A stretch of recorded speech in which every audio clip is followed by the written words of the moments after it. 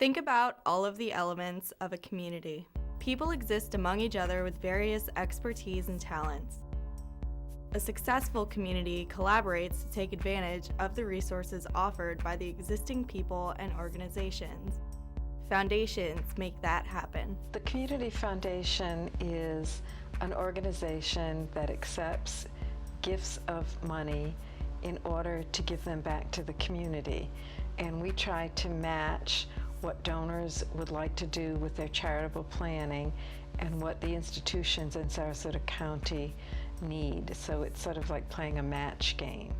The Community Foundation plays a significant role in every community. Not only does it facilitate people's philanthropic interests, but it also helps to serve as a guide for the community. Now think about the ranging ages in any community. People young and old exist side by side, yet adults seem to have all the say in the decision-making process. Shouldn't youth be represented in a democratic government? The Community Foundation, by partnering with Community Youth Development, creates opportunities for youth to have a voice. Youth serve alongside adults on local community boards as equal voting members in the decision-making process. We've been very fortunate that the Community Foundation of Sarasota County has agreed to be a major partner in this effort to embrace young people in the community. They're the ones who approached us from the very beginning with the idea of creating a model for other communities to follow to engage young people in civic life. The Traffic Advisory Council, I favor being on it because teens make up the large majority of the drivers on the road. However, now there's only one teen on the board, so we're represented. We share our ideas and it's very equilateral between us, so they definitely treat me as an equal on the board. We based our model on Hampton, Virginia, which was probably the first and biggest community that had youth serving on boards. And because of the coalition we had with other community foundations in the country, there are probably 10 or 12 that really took the program seriously and have ramped it up. I would say that certainly we're probably number 2 or 3 in the nation though now for what we do with youth on boards. But I think people underestimate sometimes the leadership that they showed. From the beginning, they embraced a young person on their board and made sure that other community leaders recognized the value of this. They put their organization on the line to say that our community should be valuing these young people, and that made a big difference in the success of the program.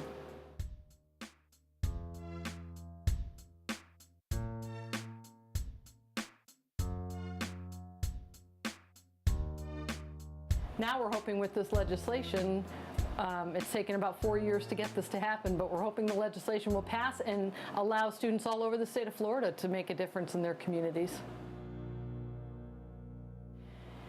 Back in the very early days of CYD, of our organization, we had a group of students who were completing a leadership training, and their charge was to do a community service project. Well, the need they identified back in 1997 was affordable housing.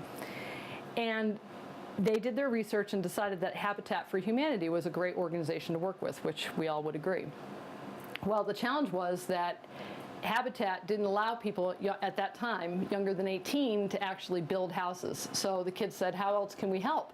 And flippantly, the gentleman in charge said, well, you could raise $40,000.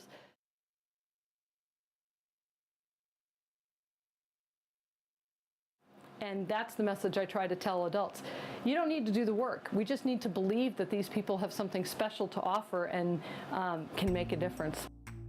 It is a dream that one day the world will view youth in a way that is optimistic, courteous, helpful, responsible, resourceful, substantial, competent, intelligent, educated, valuable, revolutionary, worthwhile, vital, and useful. I mean, you hear people say all the time, we're the future. We are tomorrow. We are the next generation that's about to lead. We're the future, basically, so we should have a say in what happens because we're going to live it.